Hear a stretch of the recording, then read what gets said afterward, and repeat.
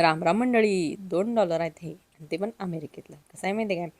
तर $2 काय काय येतोय आज आपण बघूया म्हटलं. कारण कसं आहे, आपल्याकडे $2 काय काय मिळते मला कमेंटमध्ये नक्की सांगा.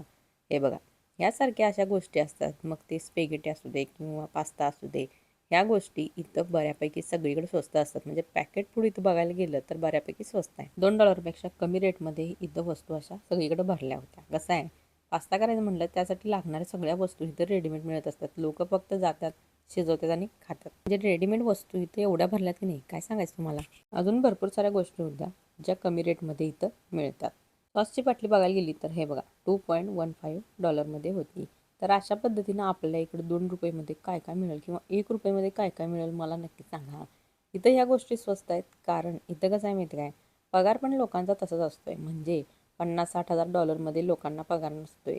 इथं 5,000, 4,000, 6,000, 8,000 अशा पद्धतीनं डॉलरमध्ये लोकांना पगार मिळत असतोय. त्यामुळे वस्तू पण